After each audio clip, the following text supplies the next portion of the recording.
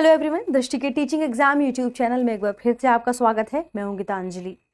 जैसा कि आप सभी जानते हैं कि हम यहाँ भूगोल की एक खास सीरीज जियोग्राफी कंसेप्ट टॉक पर चर्चा कर रहे हैं, जिसके अंतर्गत हम जियोग्राफी नेट जेआरएफ के पाठ्यक्रम पर आधारित प्रीवियस ईयर्स में कौन कौन से प्रश्न पूछे गए थे, कौन से टॉपिक आपके लिए इंपॉर्टेंट है, उन टॉपिक्स को लेकर एक कंसेप्ट से जुड़ी सीरीज यहाँ लेकर आए हैं, जिसमें हम क्या करते हैं, इस पूरे पाठ्यक्रम में वे कौन से टॉपिक हैं जो आपके लिए इंपॉर्टेंट हो सकते हैं, किस लिहाज से, आपके एग्जाम के लिहाज से, यानी यदि आपको एग्जाम में कोई प्रश्न फ्रेम किया जाता है तो आप उसे कितनी आसानी से डील कर पाएंगे। इसी आधार पर हम यहाँ पर कुछ खास कंसेप्ट की चर्चा करते हैं, ताकि आप उस टॉपिक के बारे में आपको पता हो, आप उस टॉपिक के बारे में जो इंपॉर्टेंट चीजें हैं उन्हें जानते हो। ठीक है, तो आज हम किस खास टॉपिक पर चर्चा करेंगे। तो इससे पहले हमने एक टॉपिक पर चर्चा किया था जिसका नाम था बादल, क्लाउड्स, जिसमें हमने क्लाउड्स फॉर्मेशन को भी देखा था, हमने इसकी डेफिनेशन समझी थी और हमने यह देखा था कि स्वरूप के आधार पर बादल कितने प्रकार के होते हैं,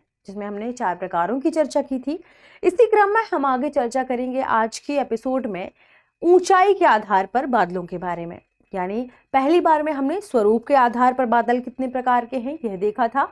आज हम देखेंगे कि आखिर ऊंचाई के आधार पर बादल कितने प्रकार के होते हैं, क्योंकि जो सही जोड़ी मिलान वाले क्वेश्चन हमने देखे थे प्रीवियस ईयर्स डिस्कशन में, और कई ऐसी चीजें हमने देखी थी जिसमें हमने पाया था कि हो सकता है इस तरीके से भी प्रश्नों को फ्रेम किया जा सके। इतने किलोमीटर पर किस प्रकार के बादल पाए जाते हैं, इतने मीटर के डिस्टेंस पर कितने प्रकार के बादल पाए जाते हैं, या इन्हें किस नाम से जाना जाता है। ठीक है, तो इसी आधार पर हम चर्चा करेंगे आज ऊंचाई के आधार पर बादलों के संबंध में।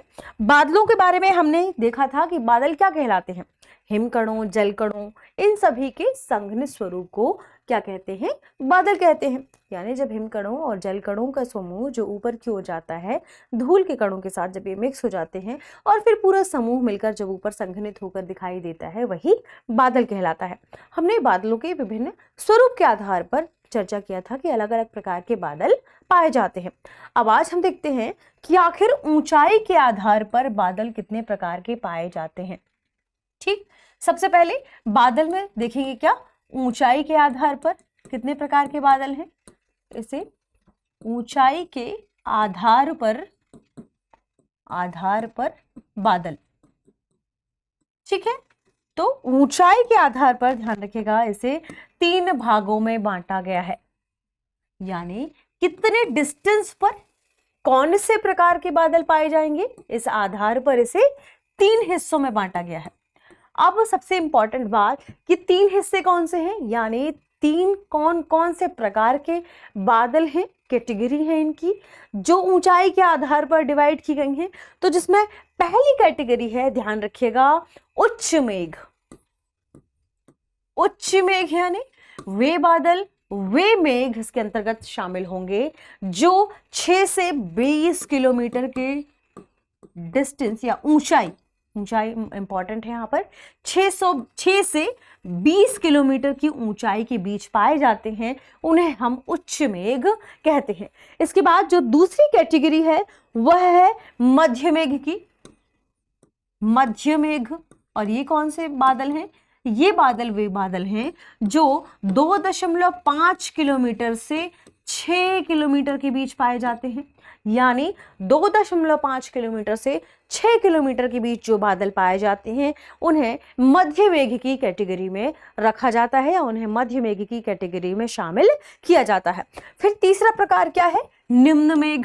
अब ये क्या है, तो निम्न मेघ के अंतर्गत या निम्न मेघ की ऊंचाई की यदि हम बात करें तो 2.5 किलोमीटर की ऊंचाई तक, ध्यान रखें 2.5 किलोमीटर, आपको कहीं कहीं 3 किलोमीटर तक चला जाएगा। ठीक है, तो 2.5 किलोमीटर की ऊंचाई तक पाए जाने वाले मेघों को निम्न मेघ की कैटेगरी में रखा जाता है।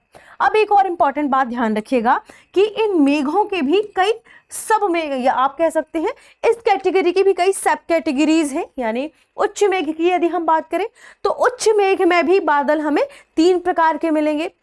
मध्य मेघ की बात करें तो मध्य मेघ में हमें बादल 2 प्रकार के मिलेंगे, और निम्न मेघ की बात करें तो इसमें हमें बादल 5 प्रकार के मिलेंगे। अब ये पांचों 2 और 3 प्रकार की कैटेगरी कौन कौन सी हैं, जब हम बात करेंगे उच्च मेघ के संदर्भ में, ध्यान रखिएगा, तो उच्च मेघ में बादल की तीन कैटेगरी है, पक्षाभ मेघ, पक्षाभ स्तरी मेघ और पक्षाभ कपासी मेघ। तो सबसे पहले पक्षाभ मेघ, और हमने ये कौन से मेघ है, ये स्वरूप के आधार पर मेघ है। पक्षाभ मेघों के बारे में हमने चर्चा की थी, हमने कपासी मेघों के बारे में भी चर्चा की है, हमने स्तरी मेघों के बारे में भी चर्चा की है। तो और हमने सबसे मिनिमम जो सबसे लोअर नीचे पाए जाते हैं निम्बस, उनके बारे में भी चर्चा की, जिन्हें वर्षा मेघ के रूप में जाना जाता है। यानी हमने चारों कैटेगरी के मेघों के बारे में चर्चा की है। ध्यान रखिएगा, उच्च कैटेगरी के मेघ में 620 किलोमीटर की ऊंचाई तक पाए जाने वाले बादलों को उच्च मेघ कहा जाता है। और उच्च मेघ की कैटेगरी में तीन प्रकार के मेघ हैं, पक्षाभ मेघ, पक्षाभ स्तरी मेघ, पक्षाभ स्तरी मेघ, लेवल ध्यान रखिएगा। और जो इसी के भीतर तीसरी कैटेगरी है वह है पक्षाभ कपासी मेघों की, पक्षाभ कपासी मेघों की। और हमने हमारे प्रीवियस वीडियो में आप देख लीजिएगा, हमने पक्षाभ मेघ पर डिटेल से चर्चा की थी, हमने स्तरी मेघ पर भी डिटेल से चर्चा की है, और हमने कपासी मेघ पर भी डिटेल से चर्चा की है। ठीक है, लेकिन आज भी हम इनके बारे में थोड़ी थोड़ी सी जानकारी जरूर देखेंगे, ताकि आप यदि उस वीडियो को नहीं भी देखते हैं तो आपको पता हो कि ऊंचाई के आधार पर यदि जो डिवाइडेशन किया गया है इसमें किस प्रकार के मेघ पाए जाते हैं। ठीक है, इस प्रकार हमने कंप्लीट किया क्या, उच्च मेघ के बारे में। अब यदि हम बात करें मध्य मेघ की कैटेगरी के बारे में, तो इसमें दो प्रकार के मेघ पाए जाते हैं। इसमें मध्य कैटेगरी में ही मध्य में कौन से मेघ पाए जाते हैं, स्तरी मेघ भी पाए जाते हैं और कपासी मेघ भी पाए जाते हैं। ध्यान रखिएगा, मध्य कैटेगरी में आपको स्तरी मेघ भी मिलेंगे और मध्य कैटेगरी में आपको कपासी मेघ भी मिलेंगे। ठीक, तो ये दो कैटेगरी किसके अंतर्गत हो गई, मध्य मेघ के भीतर हो गई, ध्यान रखें। ठीक है, अब मध्य मेघ के बाद जो हमारी तीसरी कैटेगरी है निम्न मेघ की, तो निम्न मेघ में ध्यान रखें आपको स्तरी कपासी मेघ भी मिलेंगे, आपको स्तरी मेघ भी मिलेंगे, वर्षा स्तरी मेघ भी मिलेंगे, कपासी मेघ भी मिलेंगे और कपासी वर्षा मेघ भी मिल जाएगी। ठीक है, तो सबसे पहले ध्यान रखें कौन सा, कपासी स्तरी मेघ, जो इसके प्रकारों के अंतर्गत शामिल हो जाएंगे, कपासी स्तरी मेघ, फिर आपको मिलेंगे स्तरी मेघ, फिर आपको मिलेंगे वर्षा मेघ। ठीक, फिर वर्षा कपासी वर्षा या वर्षा कपासी मेघ। ध्यान रखिएगा, ये सब जो इनके अंदर कैटेगरी डिवाइड की गई हैं, ये आपने जो भी स्तरी कपासी मेघों के बारे में पढ़ा है, ये उन्हीं को लेकर, उनकी विशेषताओं को लेकर ही आगे बढ़ेंगे। ठीक है, इसमें पांचवा प्रकार लिख लीजिएगा, कपासी वर्षा मेघ, वर्षा मेघ। ठीक, अब हम इनके बारे में थोड़ी थोड़ी सी जानकारी देख लेते हैं। सबसे पहले बात करेंगे उच्च मेघ कैटेगरी में पक्षाभ मेघ के बारे में, क्योंकि हम सबसे पहले किस कैटेगरी के बारे में चर्चा करने वाले हैं, उच्च मेघ कैटेगरी के बारे में। ठीक है, और उच्च मेघ कैटेगरी में भी हम सबसे पहले चर्चा करेंगे किसके बारे में, इसके भीतर पक्षाभ मेघ के बारे में। ठीक, तो इनके बारे में थोड़ी थोड़ी विशेषताएं आपको पता होनी चाहिए। पक्षाभ मेघ, देखिए पक्षाभ मेघ में हमने क्या पढ़ा था, हमने पक्षाभ मेघ में जानकारी इकट्ठी की थी कि क्या ये उच्च स्तरीय बादल होते हैं, यानी ये ऊंचाई पर पाए जाने वाले बादल हैं। इसके अलावा हमने क्या देखा था कि ये बहुत ही पतले और धुंधले होते हैं। ठीक है, तो इनके बारे में आपको जो भी इंपॉर्टेंट चीजें हैं वे नोट करते जाना है। पहली बात तो ये उच्च स्तरीय बादल होते हैं, उच्च स्तरीय। इसके बाद इनकी खास विशेषताओं में धुंधले होते हैं। ठीक है, इसके बाद ध्यान रखिएगा क्या ये पतले होते हैं। ठीक, तो ये इनकी कैटेगरी होती है। अब इधर हम इसकी ऊंचाई की बात करें तो हमने क्या देखा था उच्च मेघ में कि ये 20 किलोमीटर तक पाए जाते हैं। ठीक है, तो जो सबसे ऊपर वाला आपने देखा होगा, सबसे ऊपर वाला लेवल होगा, उच्च स्तरीय लेवल होगा, वह किसका होगा, पक्षाभ मेघों का होगा। इनके बारे में सबसे इंपॉर्टेंट बात ध्यान रखिएगा कि ये किन से मिलकर बना होता है, तो ये अत्यधिक ठंडी जो बूंदें होती हैं उनके क्रिस्टल से मिलकर बना होता है, उनके क्रिस्टल से मिलकर बना होता है। तो ये इस मेघ की खास बातों में शामिल हो गया। ठीक है, अब बात करें इसकी दूसरी कैटेगरी के बारे में जो हमें मिली है, वह क्या है, यानी उच्च मेघ के भीतर ही जो दूसरी कैटेगरी है वह है पक्षाभ स्तरी मेघ। पक्षाभ स्तरी मेघ, ये आपको याद करना होगा, इस बात को आपको ध्यान रखना है। देखिए यह है पक्षाभ स्तरी मेघ। अब पूछा जाए आपसे पक्षाभ स्तरी मेघ की खास विशेषताओं के बारे में, तो ध्यान रखिएगा कि ये सफेद रंग के होते हैं। कौन से? ये मेघ किस रंग के होते हैं? सफेद रंग के होते हैं, यानी सफेद रंग की चादर के समान ये विस्तृत होते हैं। सफेद रंग की चादर के समान क्या होते हैं? ये विस्तृत होते हैं। इनकी खास बात क्या है? इनकी खास बात यह है कि इनके आसपास जो आसमान है या इन बादलों की जब आप बात करेंगे तो ये सूर्य तथा चंद्रमा के चारों ओर प्रभा मंडल के समान दिखाई देते हैं। ठीक है, यानी ये किसके समान दिखाई देते हैं? सूर्य तथा चंद्रमा के चारों ओर प्रभा मंडल के समान बन जाते हैं, प्रभा मंडल के समान दिखाई देते हैं। ये इनकी खास बात है। और एक और बात ध्यान रखिएगा कि ये निकट भविष्य में, यानी ध्यान रखें जब भी बादलों का फॉर्मेशन होता है तो हमने देखा था कि कैसे होता है। यदि आप देखिए जब भी पक्षाभ स्तरी मेघ आपको देखने को मिलेगा तो आप समझिए कि निकट भविष्य में चक्रवात के आने की संभावना है, यानी ये चक्रवात के आने की संभावना के बारे में आपको बताते हैं। ये इनकी खास बात है इसकी पक्षाभ मेघों की। एक और बात, जब आप उच्च स्तरीय मेघों में केवल पक्षाभ मेघ को पढ़ें, क्योंकि हमने ये किसके बारे में बात की? निकट भविष्य में चक्रवात के बारे में जानकारी देते हैं, ये पक्षाभ स्तरीय मेघ है। लेकिन जब पक्षाभ मेघ की बात की जाएगी तो ध्यान रखिएगा कि ये बिखरे तो होते हैं, पतले होते हैं, और साथ में ये घोड़े की पूंछनुमा आकृति में पाए जाते हैं। ये किसके बारे में है? ये पक्षाभ मेघ के बारे में। ठीक है, अब अगली बात करें यदि हम और इसकी तीसरी कैटेगरी के बारे में देखें जो है पक्षाभ कपासी मेघ, है ना। इसकी तीसरी कैटेगरी क्या है? पक्षाभ कपासी मेघ। पक्षाभ कपासी मेघ यानी क्या? देखिए हमने कपासी मेघों के बारे में क्या पढ़ा था? आपको ऐसा लगेगा जैसे रुई नुमा आकृति हो बादल में, या आपको ऐसा लगेगा जैसे वातावरण में रुई की नुमा आकृति निर्मित हो गई हो, तो इसलिए उन्हें क्या कहते थे? कपासी मेघ कहते थे।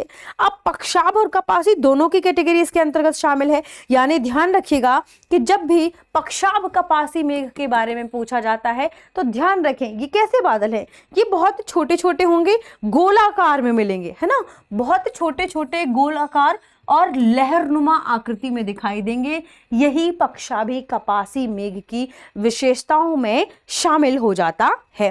ठीक, इंपॉर्टेंट बात क्या?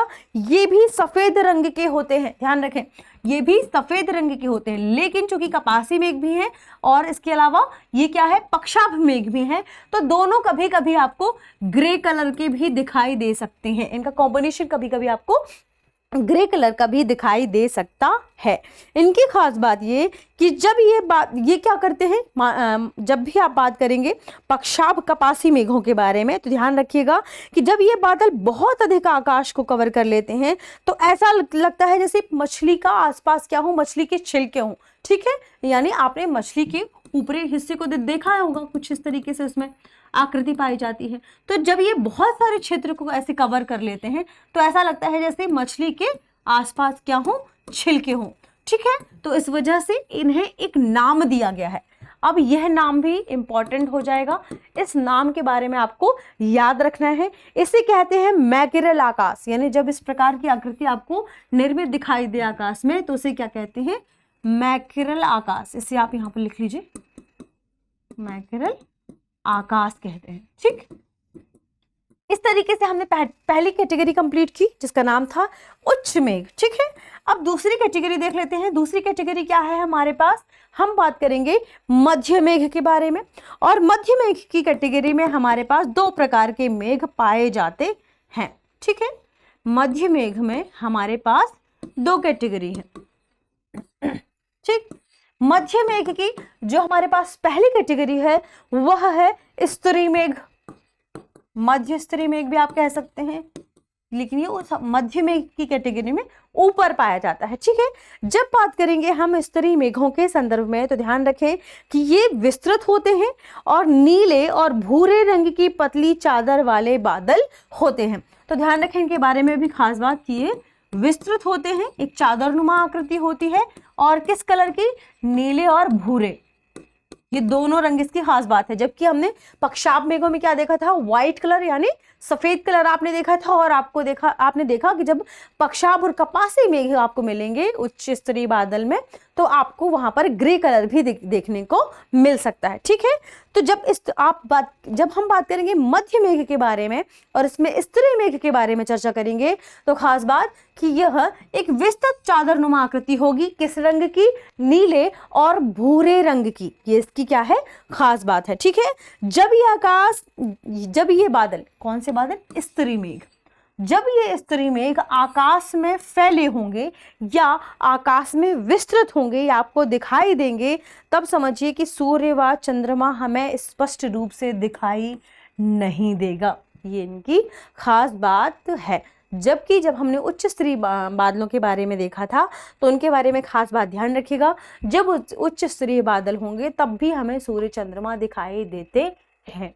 ठीक है, तो ये हमने किसके बारे में नोट की बात, ये हमने बात की मध्य मेघ के स्तरीय मेघ के बारे में। ठीक है, अब मध्य मेघ की जो दूसरी कैटेगरी है वह क्या है, कपासी मेघ। ठीक है, हमने क्या पढ़ा था, उसकी दूसरी कैटेगरी को कपासी मेघ के रूप में जाना था। कपासी मेघ की भी हमने क्या खास विशेषताओं के बारे में चर्चा किया था, क्या कि जो ये कपासी मेघ है ये उच्च यानी ऊपरी स्तर पर पाए जाते हैं, किसके, लेकिन मध्य मेघ के, मध्य मेघ के पास ही आपके पास यह कपासी मेघ ही पाए जाते हैं। और जब कपासी मेघ की बात की जाएगी तो ध्यान रखिएगा कि इनमें भी कुछ ऐसी आकृति होती है जो आपको गोलाकार मिलेगी और कुछ ऐसी आकृति है जो आपको लहरों के आकार की मिलेगी, कुछ इस तरीके से बादल आपको मिलेंगे। तो इसमें अलग अलग प्रकार के कैटेगरी के बादल होंगे, कुछ बादल आपको गोलनुमा मिलेंगे और कुछ बादल आपको लहरनुमा आकृति में मिलेंगे। कपास बादल की या कपास मेघ की बात करें तो ध्यान रखिएगा इसमें अंतर केवल ऊंचाई एवं विस्तार के आधार पर ही पाया जाता है। जब भी मध्य स्तर मेघों की बात की जाएगी तो जो स्तरीय मेघ है और जो कपासी मेघ है इनमें जो डिफरेंस होगा वह किस आधार पर होगा, केवल ऊंचाई और विस्तार के आधार पर, कि इतने से इतने किलोमीटर पर स्तरीय मेघ पाए जाएंगे, इतने से इतने किलोमीटर तक कपासी मेघ पाए जाते हैं। तीसरी कैटेगरी है निम्न मेघ।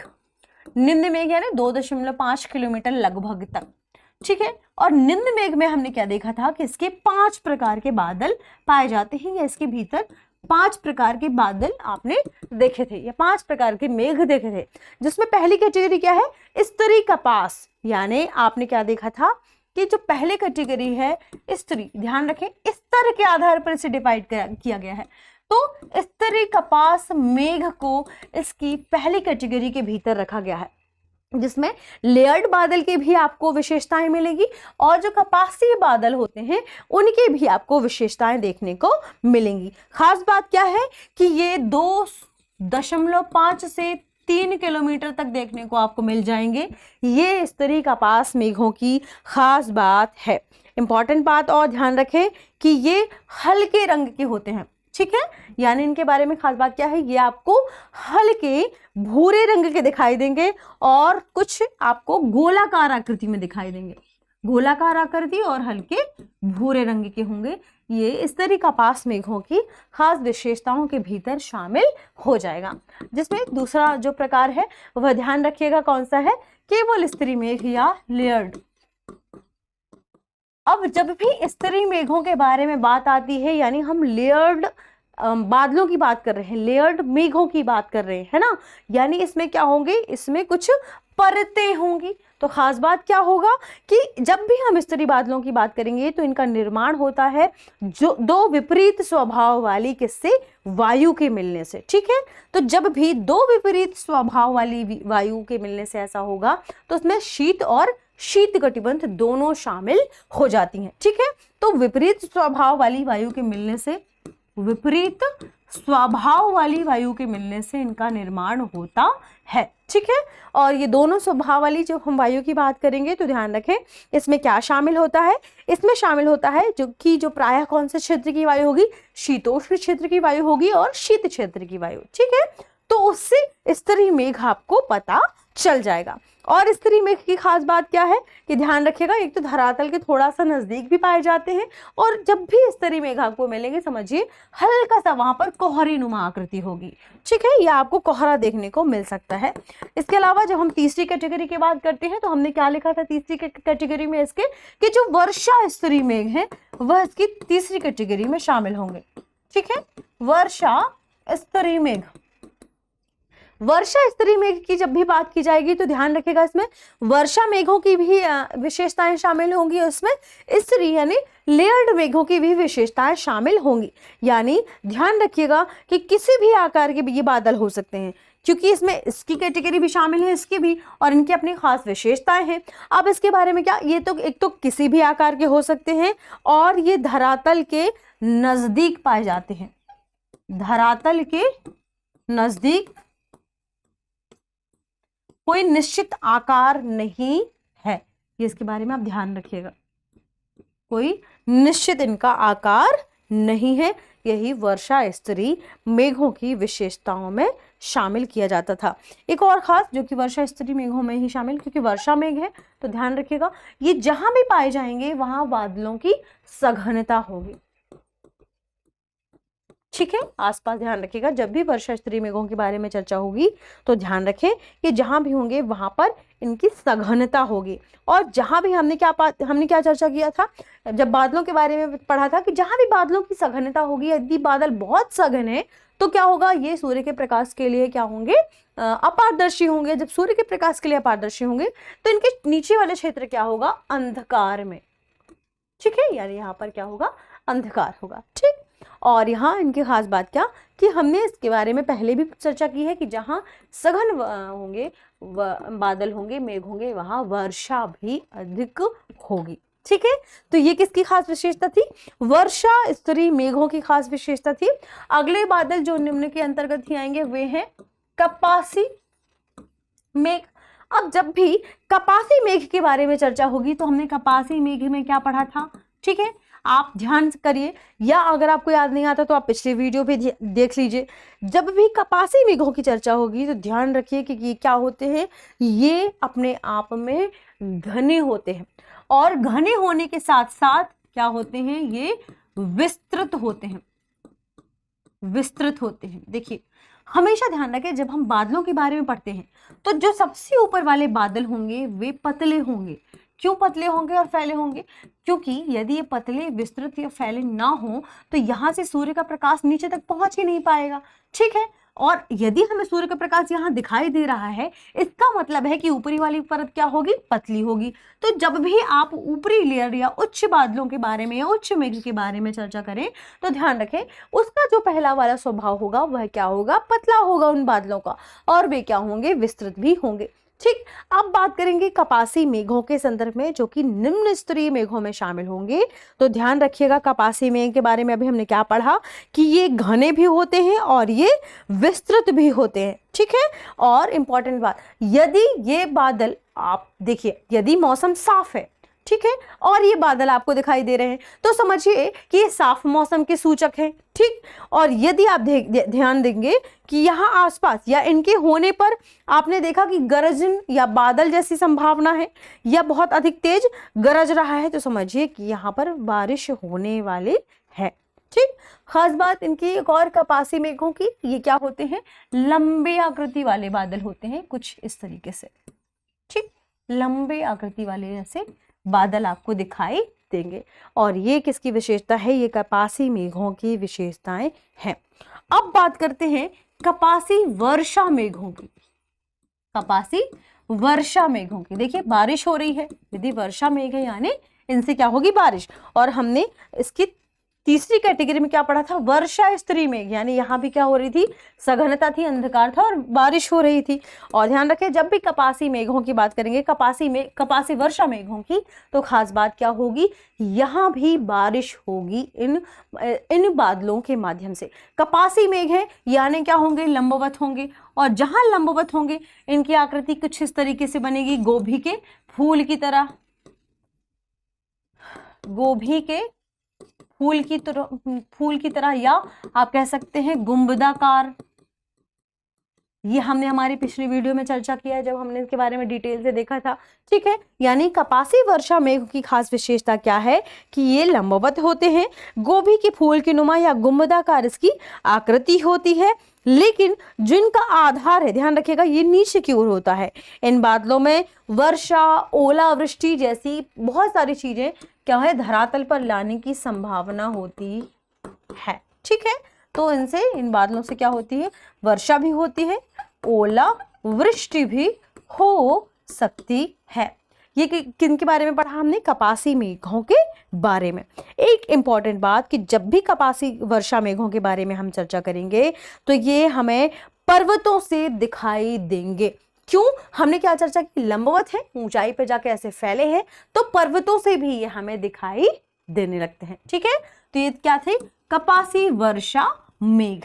इस तरीके से हमने मेघों की लंबाई के आधार पर कौन कौन से प्रकार के मेघ पाए जाते हैं इनके बारे में चर्चा की।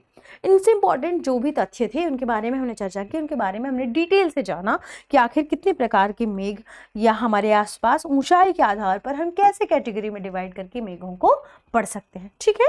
तो हमने उच्च मेघों को पढ़ा, हमने मध्य मेघों को पढ़ा और इन पे हमने निम्न मेघों को पढ़ा, और इन मेघों के अंतर्गत कौन सी विशेषताएं हैं जो आपको याद रखनी है, इसके बारे में हमने जानकारी इकट्ठी की, ठीक है।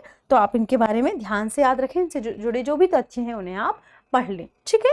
मिलते हैं अगले वीडियो में, तब तक के लिए शुक्रिया।